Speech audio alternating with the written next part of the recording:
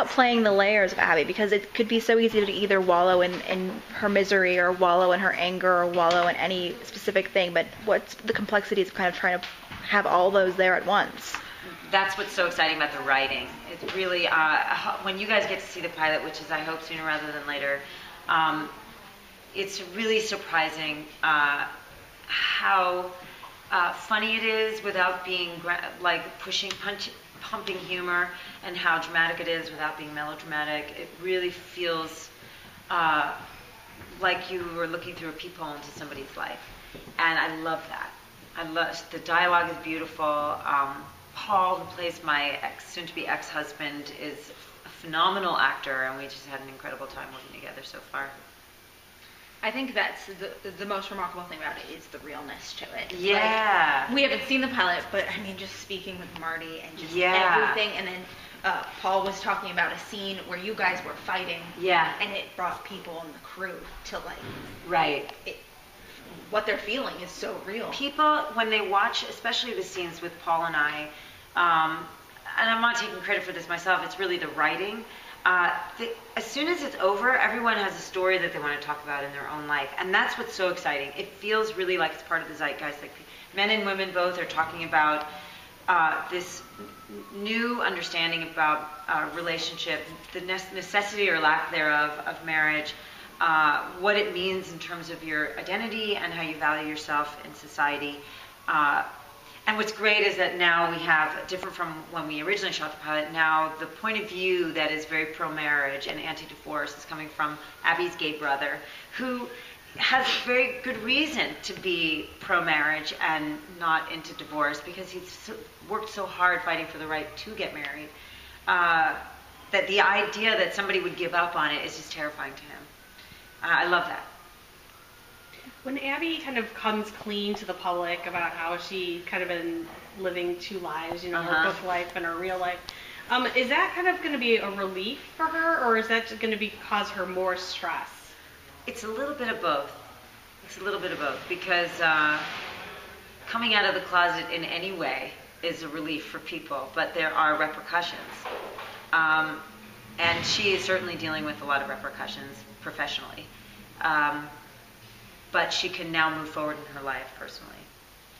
Just like more on like, as an actor, what it's like you just being married and now this other life you're living is the opposite. I know, it's kind of funny. Do you just like completely separate those? Well, no, I mean, because the show's really about relationship, right? So it's just as valid no matter where you're at in the world of relationships. And my husband had been recently separated from his ex-wife when I met him, so I have walked through their divorce with them, and it's complicated, and luckily I get along very well with his ex, and so that's not complicated, but just the whole, you know, having to sort of move the pieces around the way you have to in divorce, I witnessed quite a bit. And maybe I feel a little bit for Becca Riley, Jake's new girlfriend. Yeah. Maybe I make it harder for my character to hate her. Yeah, it's very exciting. And I think like even that proves even more how relatable this show is, because anyone can relate to any part of the show from all different angles. We've all been in part of this story somewhere, and the show is not anti-male. The really interesting thing about the relationship between Abby and Jake is that it's very complicated. He's not the bad guy. We both made mistakes. We've both caused this marriage to die, and that is really clear right away. And again, he's not a creep for being with this woman. I love that. I love that you can't hate. It's not about male bashing. It's really about the struggles that we're all having.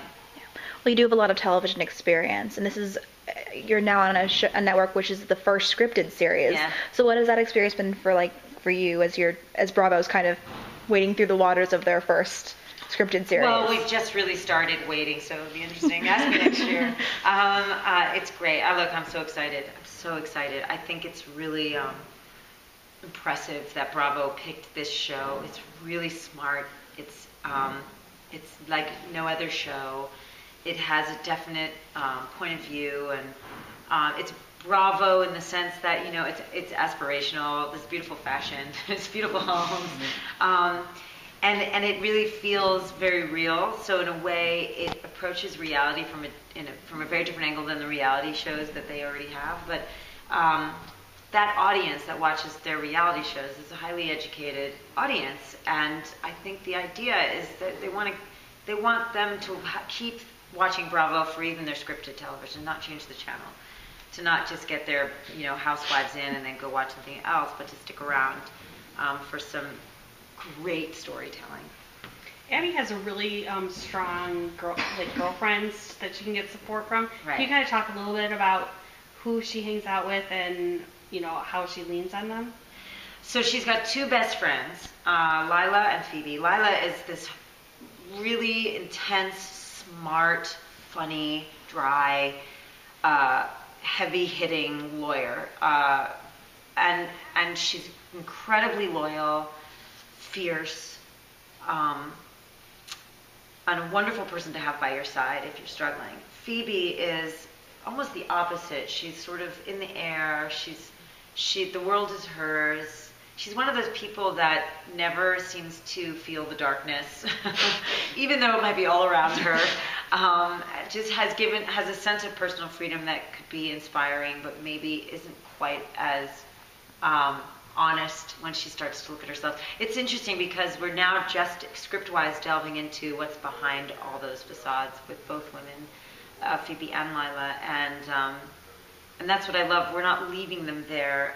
You know, it's not like those are the characters, the heavy-hitting loyal one and then the flighty one. They both have really beautiful arcs, very intense journeys to go on from the point of view that they begin.